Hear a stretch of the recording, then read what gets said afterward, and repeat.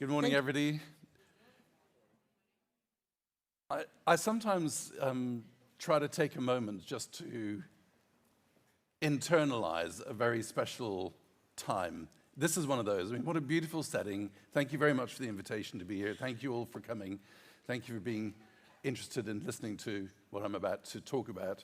But let's just kind of enjoy this amazing atmosphere and community. And thank you for the wonderful introduction to what the IPA does as well, Glanza.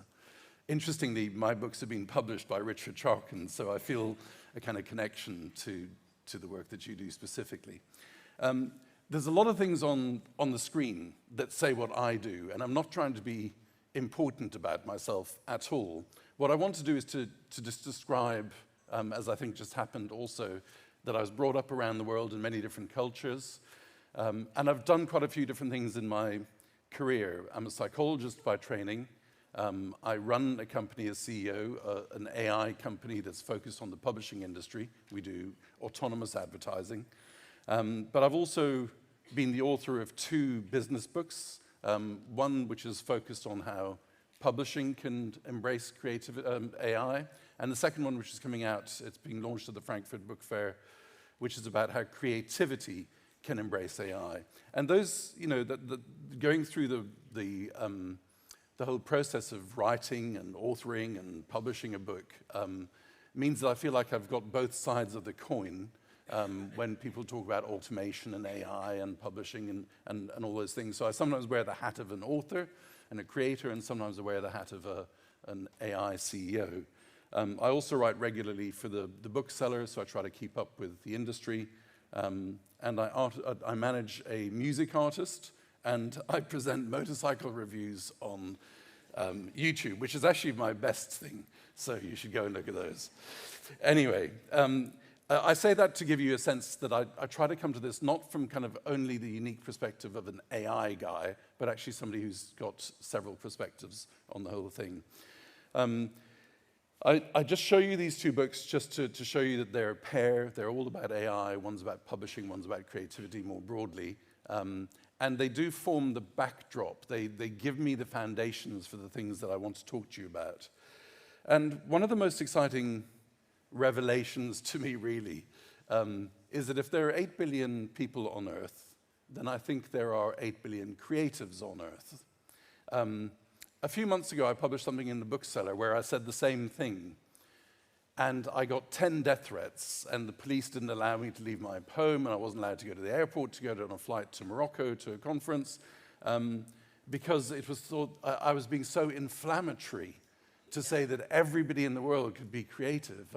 I think we should have the humility to be excited by this idea that everybody, you know, from a poor woman living under a bridge with her children in Mumbai to a child in Lima in Peru imagining a different way of playing football to, you know, a grandmother in Lagos thinking about writing her memoirs.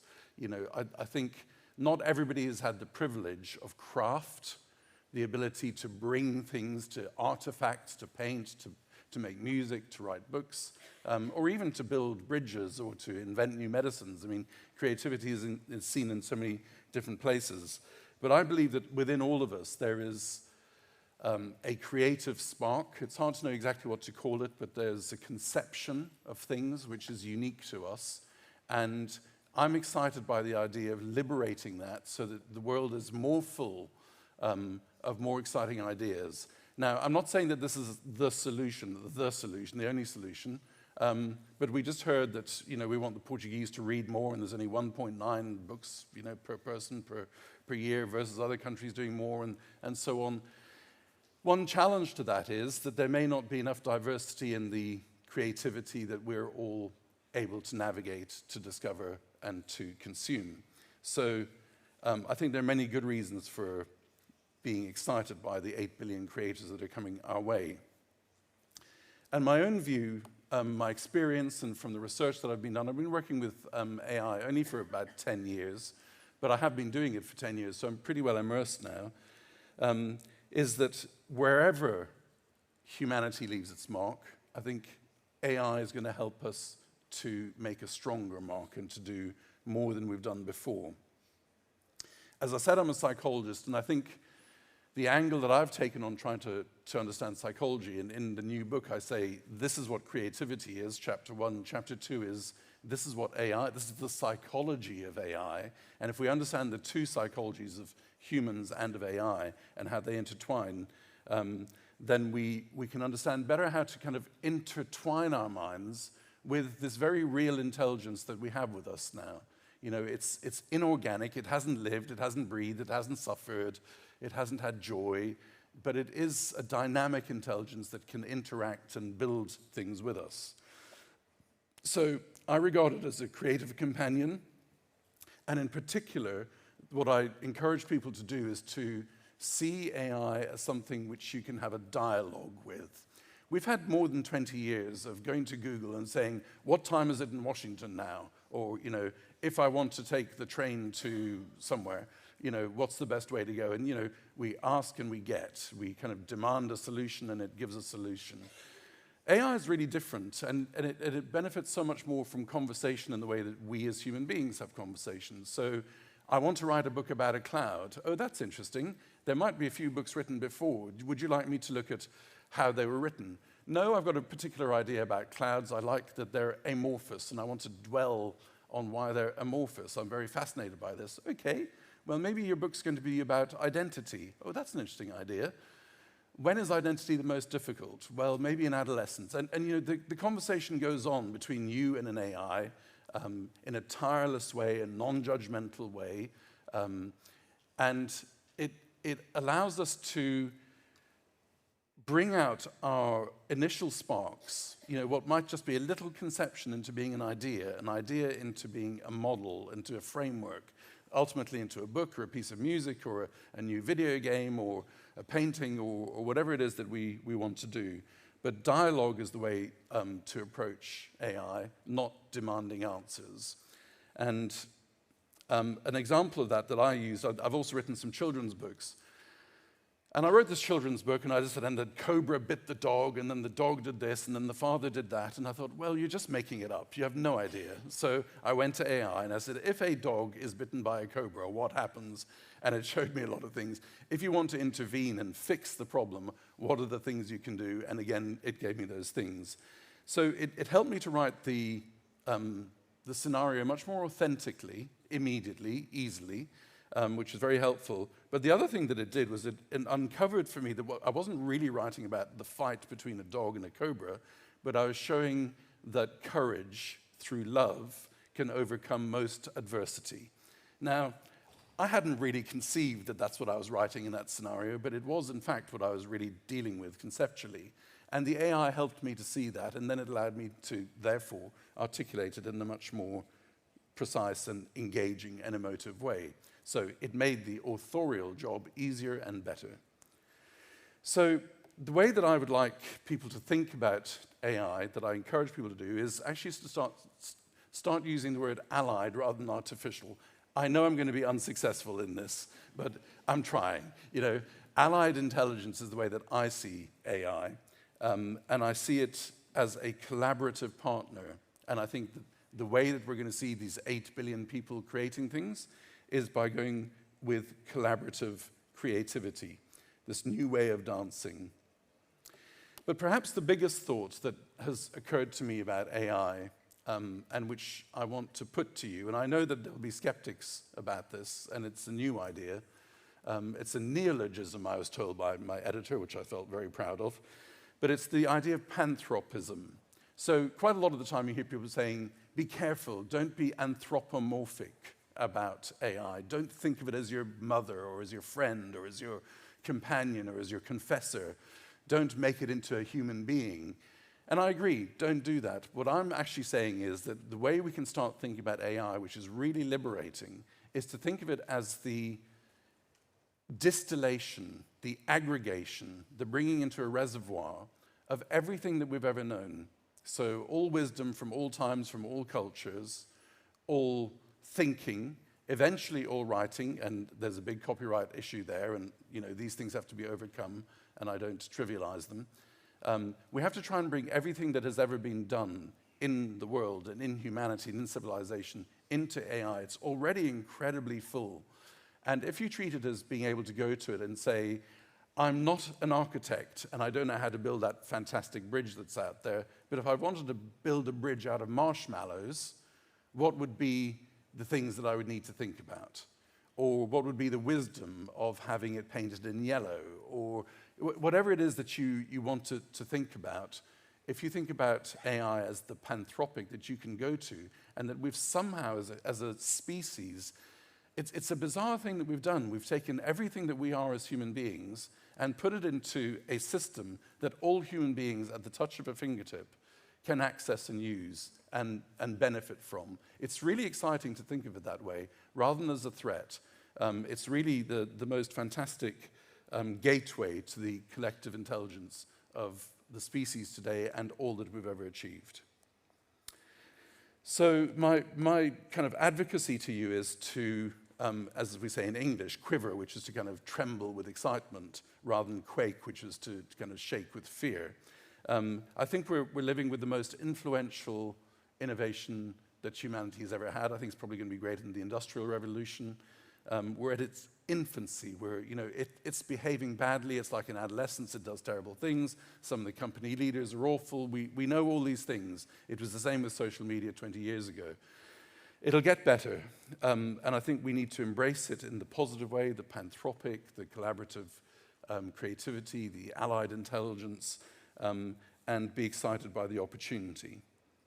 So that's the kind of the broad picture, and I want to now just go on to publishing more specifically, where I think we have choices to make about how we interact with AI.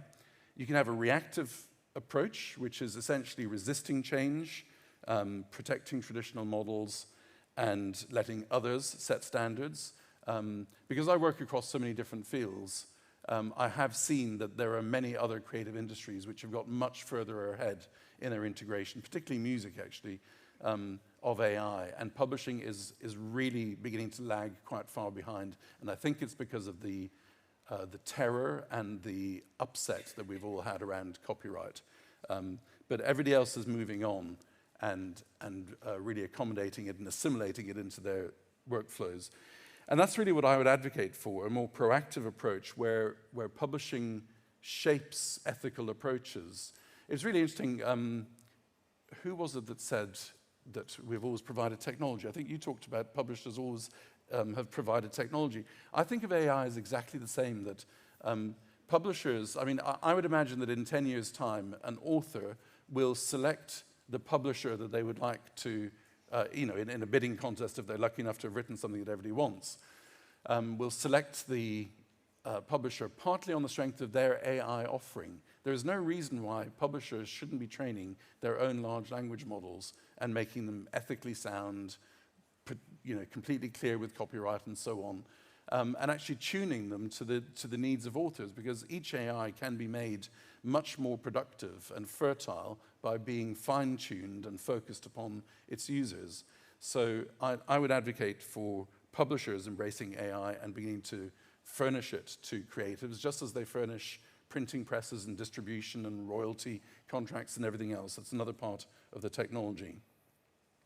What I see today instead, and it's not a criticism, it's just the way that it is that publishing embraces AI for efficiency, not for creativity at the moment. It's feeling increasingly confident embracing AI for efficiency, but the creative emancipation is much slower to come. So where are the areas across publishing that I see this efficiency working all the time? Manuscript qualification. I hate the phrase slush pile, which is used in English, which I think is very disrespectful to the hard work of creatives and authors. But publishers do get, and agents get, a huge amount of stuff that they have to get through, and that pile can be so much better initially filtered by AI, so it can least attribute a genre to it, find the hooks and the best parts of the script, point them out to the editor, and let the editor do higher quality, more human interaction with those manuscripts in a qualified way. Proofreading is obviously very easy. Do this in British English rather than American English, change all the Z's into S's. I mean, all that sort of stuff is pretty well done by AI. Translations and audiobooks. I mean, my first book, the yellow one about publishing, Was written for an English audience. Lots of publishers have bought it. It's been a bestseller. I've been very pleased with it. But as I went around different conferences around the world, and I do travel a lot, they said, why don't we have a Mandarin one? Why don't we have a Yoruba one? And I thought, well, why not? And so I talked to an AI company and said, could you do the translations? Because this will never be done by a human, and we don't have the budget to do it all the time. And they have produced now, excuse me, my book in Yoruba, Igbo, Hausa, Greek, Arabic, Mandarin, you know, it's in so many languages. It's reaching about 6 billion of the 8 billion speakers on Earth. Not all those people are buying it, I admit, but it is available to them. And the same with audiobooks. I recorded 3 chapters of my own book, written with my own voice. I then got my voice cloned. It's in 11 Labs library. And now there's a Greek edition of my book with me speaking Greek. I don't speak a word of Greek. And they say my accent's very heavy in Greek. It's a criticism. Rights and royalties, you know, wherever there's contracts, where there's documents, you know, what is this document different? Why has this publisher argued about this right? Why have they varied clause 11.3? What does it bring? And the AI just tells you straight away without you having to spend a lot of time on it. So all of that is very much streamlined. Supply chain optimization, particularly for sustainability, is being done. And marketing, of course, is being done. That's the area that my company operates in. We do advertising. But there's so much stuff that you can do that really just makes things easier and more coherent with AI in marketing. So just to tell you very quickly, we don't operate in Portuguese, so I'm not trying to sell you my company's services, but just in English, it's really interesting. There's about 100 million published books. There's an argument about the number, of course, as always, but it's a very deep inventory, and it's got a discoverability problem, because nearly everything goes to the backlist after 6 weeks, or maybe 12 or 16 weeks if you're lucky, and therefore it's very difficult to get so many of the great books in the world out in front of people. What we do is we read the book with AI entirely. We don't look at the covers, we don't look at the blurbs, we don't look at the reviews, we just read what the author said. And it might be a book about mackerel fishing in Sweden. And so you could imagine, when I said that, imagine an ad for a book about mackerel fishing in Sweden. So you've just imagined something. We can't help it, that's what we do. But when I tell you that the AI discovered that the book was not really about that, but psychologically, of course, because I'm a psychologist and that's the way this company runs, the book is much more about melancholy and depression and anger and cruelty. Now, if you imagine those ads, they're very different. And that's what our AI does. It looks at the book and says, this book is okay. It looks like it's about mackerel fishing in Sweden. Actually, it's about anger, depression, melancholy, cruelty. And then it produces advertising that is in static form as images or videos or music or words that bring the author's work to life. It doesn't do anything else except enliven the author's work in a different format. And what that's done, and I think it's no surprise, because it's so emotively based, and this is because AI helps us to do this at such volumes, is that compared to industry benchmarks, it's getting 6 times more eyeballs looking at it, so people are attracted to this. 12 times more people than normal go to the shop to buy the book. And we've just introduced video ads, which are performing between 2 and 5 times more strongly than anything else we've done before. So we've been adopted by about 200 different publishers so far. Some of the big 5 are in. One has just announced that they're going to adopt us globally as a scalable technology to bring the whole of the backlist back to life. That's exciting. I think it's I don't pretend that we have a noble purpose, but it's nice to be contributing with AI to a positive thing for publishers and for authors. I don't want to seem like some crazy advocate for AI. There are problems with it. I mean, outside of publishing, there are huge problems, weapons and biomedical warfare and all sorts of really awful things that can happen with AI. And then within publishing in particular, hallucinations can be a problem. Sometimes they're an opportunity. I mean, sometimes I play with AI and it comes up with some complete nonsense of a book or something that's been written. And I say, that isn't true, that hasn't happened. And it says, yeah, I admit I made it up. I said, well, why'd you make it up? Well, I think maybe somebody should write this book, it says. I'm like, okay, that's interesting. So have that dialogue, play with it. Bias is a problem. Anything that's in the training data, the classic things are you ask for a picture of a CEO, and because it's got more pictures of men as CEOs, then it's nearly always a picture of a man as a CEO. Or different ethnicities associated with crimes, or all sorts of things like that can be amplified, and you need to be vigilant. And this is how publishers can train their own AIs to be much better than this. Copyright, I don't think the Anthropic case that was settled last week is good for copyright, but this isn't the forum or the time to talk about it. But I think there are ongoing problems with copyright. And there's definitely a risk of homogenization, that everything becomes a bland center. People keep saying that AI will write books. I tried writing a book. I experimented. I tried with 12 different AI models to write a book. My God, it's hard work, and you produce rubbish. So I'm not sure that we're about to be flooded with AI-written books. There is certainly some content, and it's going on to Amazon in an alarming rate. But we should be wary of homogenization. We should preserve our humanity. That's our most valuable thing.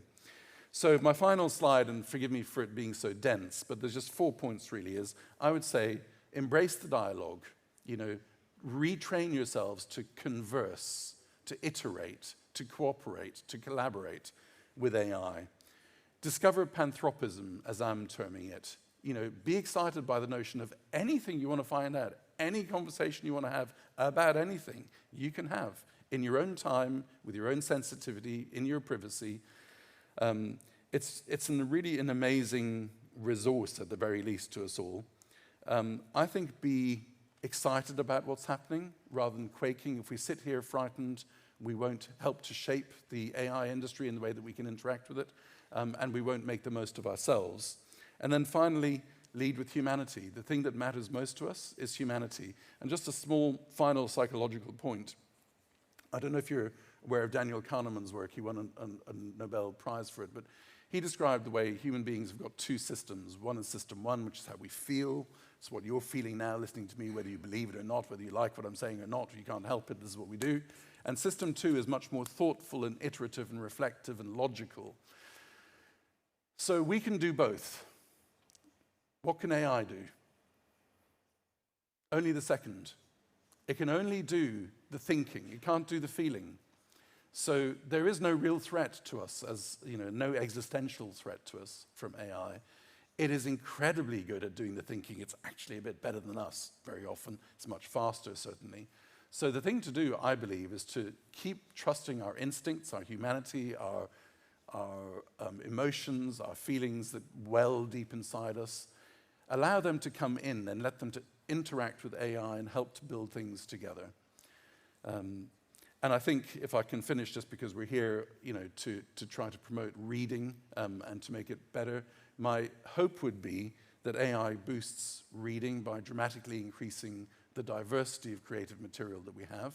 I'm not saying that's necessarily a problem, but I think it can't help being a benefit to us if we have more diversity that comes from more places and more people and more cultures. And of course, it's going to make the industry a bit more efficient as well. Thank you for your time.